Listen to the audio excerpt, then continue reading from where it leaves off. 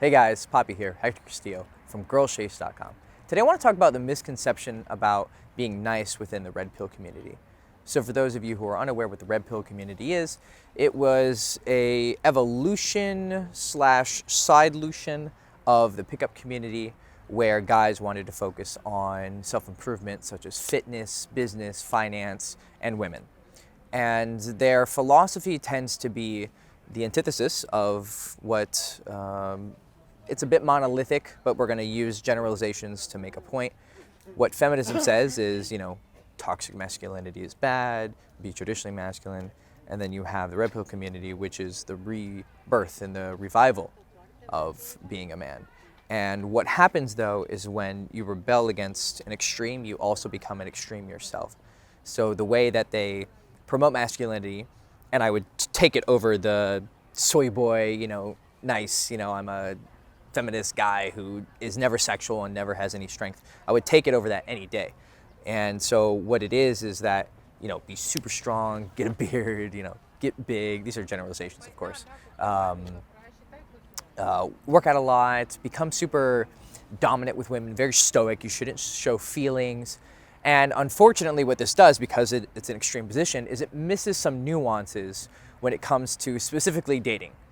And I figured this out when I was involved with the Red Pill subreddit. So for those of you who don't know what Reddit is, I'm sure you do, but it's a forum and there's a subreddit called the Red Pill, and it's about all of the truths regarding society and feminism and masculinity and game, how to talk to women. And I would post on there, and I would also post on the seduction subreddit. And I would get totally different reactions. So what would go well with the red pill, they'd be like, yeah, super manly, cool. If I posted something kind of hardcore, like pimps and bitches and hoes and talk like that, then it would go well. But then if I posted on the seduction Reddit, something like that, they would be like, oh, it's too extreme, what the fuck? Or the opposite. If I would speak too nicely about women and be a little bit too romantic, and they borderline on misogyny. But what would happen is I post something that's a little bit more romantic and nice, and they would backlash and they'd say, oh, you're a pussy and this and that. And if I showed that being nice actually works with women, they'd be like, oh, that's fake. Like I posted a story of me taking girls' virginity where we're texting and I'm, hi, sweetie, I'm giving kissy faces, emojis, and I'm, copying it off my phone. And then all of a sudden they're like, that's fake. That never happened. And then I'm like, okay, go on my Instagram. I showed screenshots. They're like, oh, you made those screenshots up. That's not real. I'm like, what the fuck, guys? Like, do you need to see me like fucking her in the mouth for you to believe me? And they can't conceive of a reality where there's a nuance when approaching women. They think you have to be super tough, and if you show, not even weakness, because I wouldn't advise you show weakness, but if you show any sort of humility or kindness, they think kindness and compassion is weakness, because it's a rebellion against the extremism of the feminist position, where men shouldn't be giving into their toxic masculinity and they should be all nice and don't want to offend anyone. And so because of that extreme position, they couldn't see how me being romantic and me being nice but still sexual works with women. And so that's what I want to address in this video. For those of you who maybe aren't aware of that community, or who are and maybe have this misconception that you need to be always super stoic, so texting a girl with no emojis and very little effort, or walking up to a girl and saying, hey, sup, cool, huh, huh. And that works. I've seen guys who do that, and my director's pointing to himself, he's like, yeah, I do that. What that is, a lot of times, and not to jump on anyone, but sometimes it's a self-esteem issue where you're, because I've done it. Right? So I come from a place where I used to be like that. I was an asshole. I was trying to be as mean as possible because I thought that being nice was weakness. And then obviously I overcompensated, and sometimes I am too nice and too romantic. So I'll grant you that. Sometimes I do get viewed as maybe a bit nice to women. And so those specific women probably think, oh, he's too nicey and too soft. But I've learned to calibrate it. So I can call a girl out on her shit, but still be nice and sweet. For instance, when we were setting up this video, there was a girl walking our direction on the phone, and looks beautiful, right? And she walked past, and as David is setting up, I just look at her, I'm like, and I have very feminine body language. And I say, oh, you're so pretty. And she's on the phone, and she looks at me and just goes, but a very sweet way, not like, hey, I'm playing you, like chasing me, boy. It was very sweet and very polite and friendly. And I turned around and I said, you can't look at me like that and not come and talk to me. And she turns around, she's like giggling, and she has very girly body language, and she's on the phone. So there was obviously attraction, and maybe if I ran up and really locked into her, I could make something happen. but it just felt like that was the level it was at.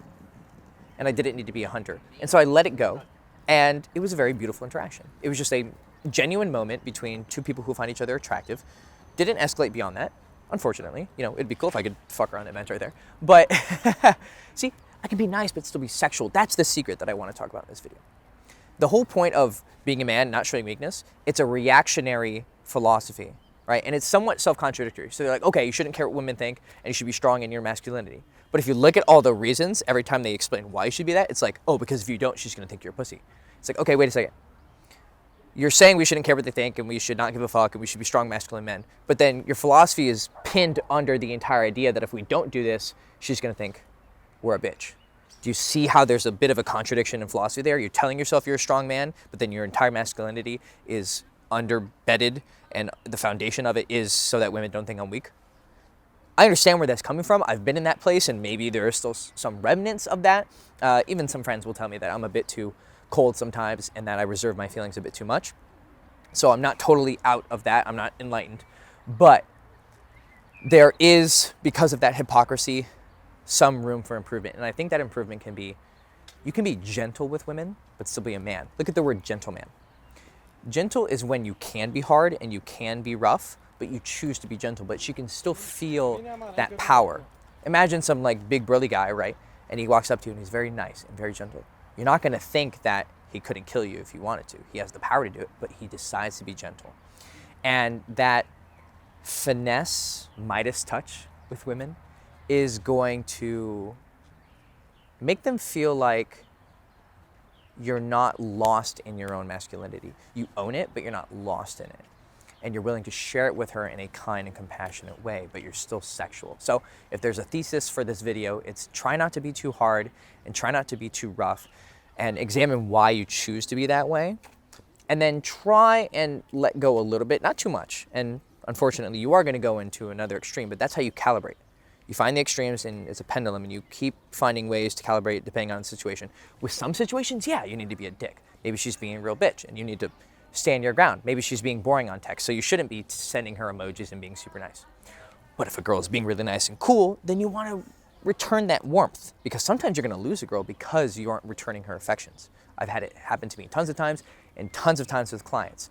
A girl will be throwing themselves at a guy and he'll act like he doesn't care, and then she disappears, and then he comes and cries to me like, how did I lose her? It's like, because you're being a fucking dick, because you weren't having a human interaction. You were just having an interaction based on your caricatures of who you think you should be and who you think she should be.